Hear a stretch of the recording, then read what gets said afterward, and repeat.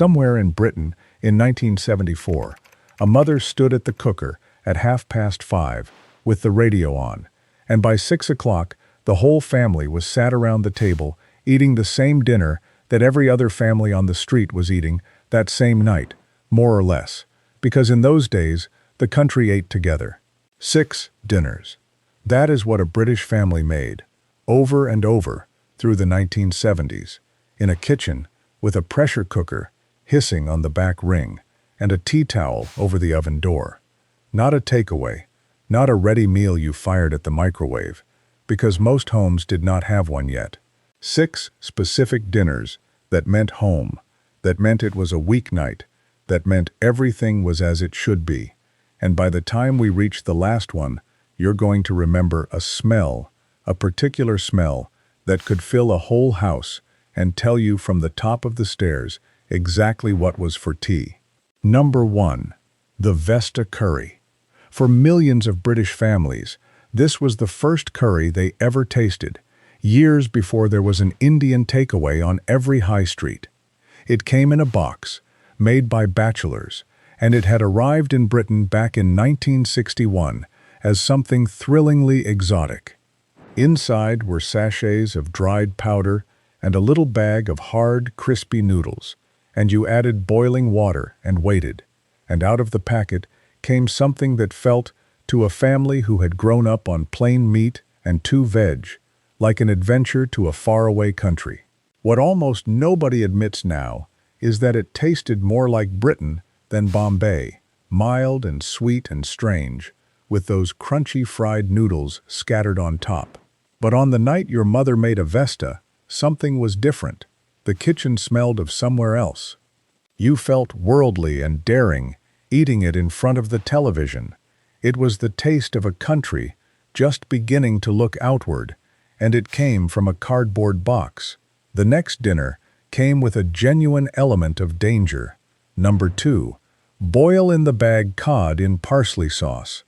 On a Friday, when the meal was fish, out came the plastic bags from the freezer, sealed pouches of white fish in a thick parsley sauce that you dropped straight into a pan of boiling water on the hob. What everyone remembers is the drama of getting them out again. Your father or your mother fishing the scalding, slippery bag from the bubbling water with a fork and a pair of tongs, snipping the corner, and the hot green sauce steaming out onto the plate beside a mound of mashed potato and a spoonful of peas. It was warming, it was easy, it needed no skill, and half the country ate it on a Friday night. The frozen brands of the day made it a fixture in every freezer, and it turned up in the school canteen just as often as it did at home. You can still find versions of it today, but the boil-in-the-bag ritual, the danger of the hot bag, the snip of the scissors, has all but disappeared from British kitchens. The next dinner started an argument at the table that has never quite been settled. Number 3. Gammon with a ring of pineapple. A thick pink slice of gammon under the grill, and on top of it, without fail, a golden ring of tinned pineapple with a glacé cherry sitting in the middle, served up with chips and peas for a plate of proper color. This was the dinner that felt just a little bit special on a weeknight. The sweet and the salty together, the tropical fruit from a tin, lending a touch of the exotic to a good, honest piece of British bacon. And it started the great debate that raged in kitchens up and down the country. Should fruit ever go with meat? Your father made the same joke he always made, and your mother served it up exactly the same way regardless, because this was how it was done, and there was tinned pineapple in the cupboard, and it looked lovely on the plate.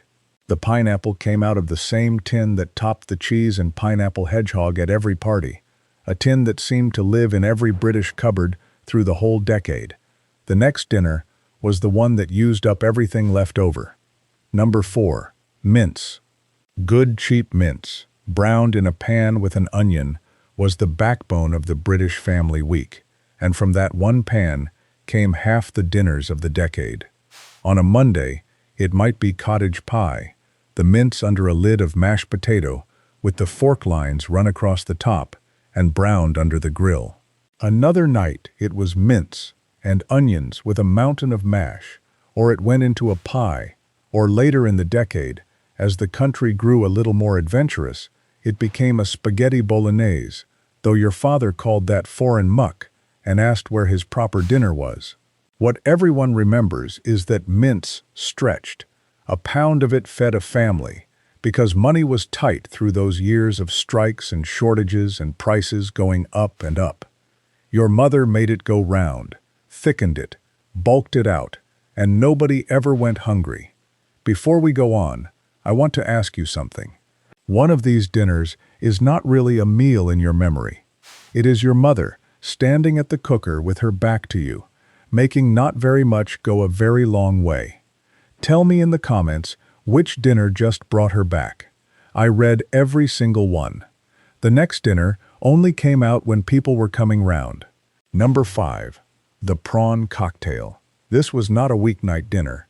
This was the starter that appeared when there were guests, when the good tablecloth came out, and the napkins were folded into triangles, the absolute height of sophistication in 1970s Britain.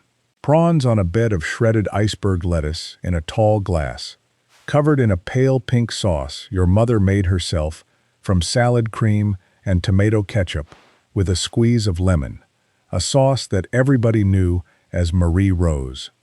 What everyone remembers is how grand it felt. A proper starter, in a proper glass, before a proper dinner, the sign that tonight was an occasion. When your parents had another couple round for dinner, this was very often how the evening began, and for a child allowed to stay up, being handed a little glass of prawn cocktail felt like being admitted to the adult world.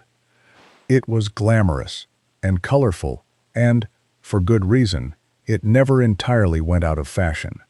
The last dinner on this list filled the whole house with a smell you can still summon right now. Number 6. The roast, and the toad in the hole, and the stew that came from the same tradition. Sunday was the roast, the joint of beef or a chicken, and the whole house filled with the smell of it from the middle of the morning, a smell that reached every room and told you, without anyone saying a word, that it was Sunday and the family would be together.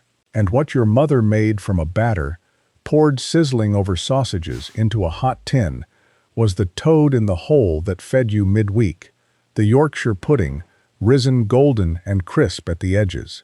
What everyone remembers is that these dinners were made from scratch, from flour and fat and a cheap cut of meat, by a mother who had learned to cook in the years after the war when nothing was wasted. The gravy was made in the roasting tin. The leftover meat became Monday's dinner and Tuesday's sandwiches. Nothing was thrown away. And on a cold evening, a stew or a hot pot went into the oven in the morning and filled the house all day with the promise that dinner was already handled, that whatever else was happening in the world, the evening was going to be all right. 6 dinners.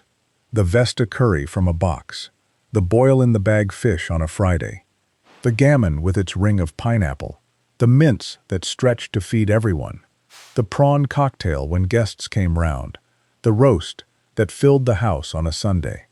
None of them were fancy. They were simply what was for tea, the background of a family life being lived, a mother at the cooker, and a whole family around one table at 6 o'clock. We don't just remember the food, we remember the life around it. Which of these did your family make? Which smell just came back to you? Tell me in the comments. One dinner, one memory.